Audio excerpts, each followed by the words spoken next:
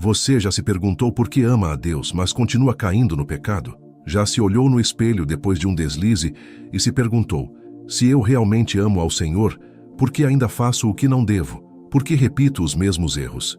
Por que a minha boca ora canta louvores e ora fala palavras que envergonham a minha fé? Essa pergunta é como um peso invisível. Ela aperta o peito. Ela incomoda a alma. É como se o coração quisesse subir ao céu, mas os pés estivessem presos na lama. Muitos vivem essa contradição em silêncio. Sorriem para fora, mas carregam dentro de si uma guerra que não termina. Uma parte clama por santidade, outra insiste em caminhar no mesmo lamaçal. Você não está sozinho nessa. Talvez você se condene, talvez você pense que é o único. Mas o apóstolo Paulo já gritou essa mesma angústia. Aquilo que quero fazer não faço, mas o que odeio, isso eu faço. E aqui começa a ferida. Se eu amo a Deus, por que peco? Se eu digo que creio, por que ainda tropeço? Se eu oro, por que ainda caio? Talvez você tenha se deitado à noite e prometido: amanhã será diferente. E no dia seguinte, antes do sol se pôr, já se viu de novo no mesmo ciclo. E a culpa te abraçou como uma sombra fria. É uma prisão invisível. Não são correntes de ferro, mas são correntes na mente, no coração, no hábito. O pecado não é apenas um ato isolado, é como um eco. Você o comete, e ele continua a gritar dentro de você.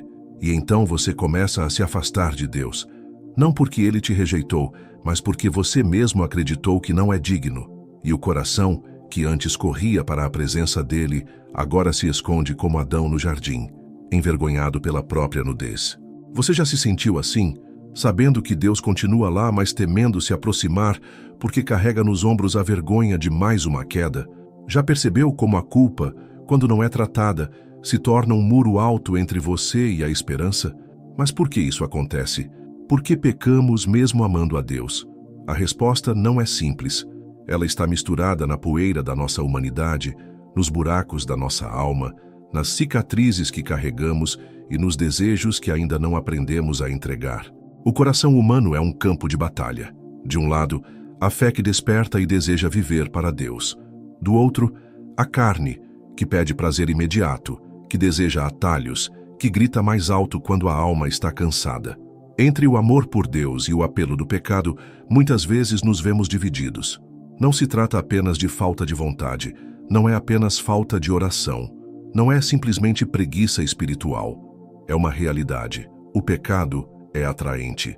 Ele se apresenta como alívio, como consolo, como descanso rápido para dores profundas.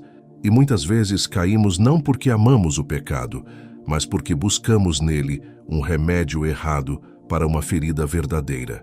O pecado é como um analgésico que adormece a dor, mas nunca cura a doença. Ele mascara a ferida, mas não fecha o corte. Ele promete prazer, mas entrega vazio. Ele promete liberdade, mas coloca correntes. E quando acordamos desse engano, percebemos: amamos a Deus, mas não aprendemos a lidar com nossas fraquezas.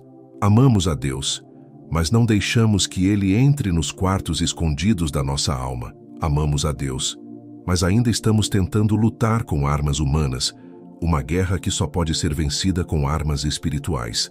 É aqui que começa a virada, porque o amor de Deus não é ingênuo.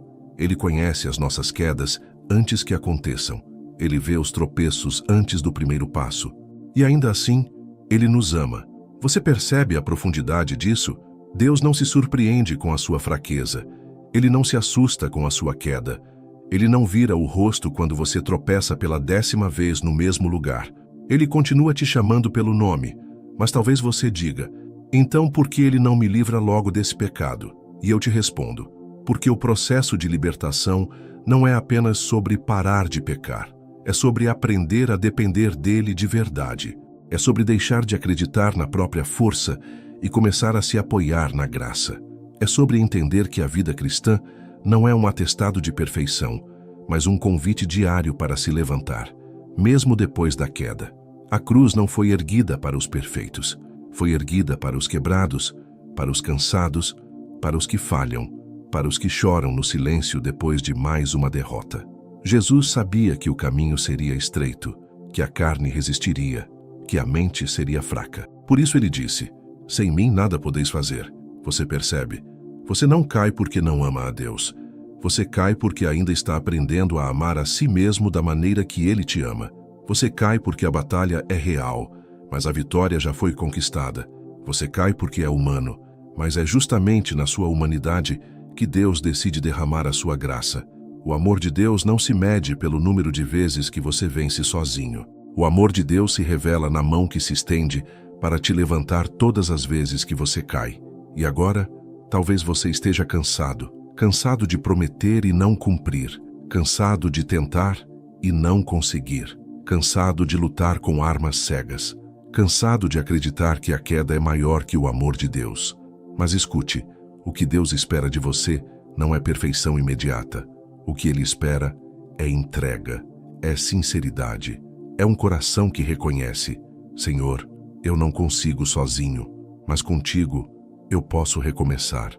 A palavra de Deus diz: se confessarmos os nossos pecados, Ele é fiel e justo para nos perdoar e nos purificar de toda injustiça. Você percebe o detalhe? Não é apenas perdão, é purificação. Ele não apenas apaga o passado, Ele trata a raiz. Ele não apenas enxuga as lágrimas, Ele cura a ferida. O processo pode ser longo, pode doer, pode exigir que você olhe para dentro e encare aquilo que sempre quis esconder.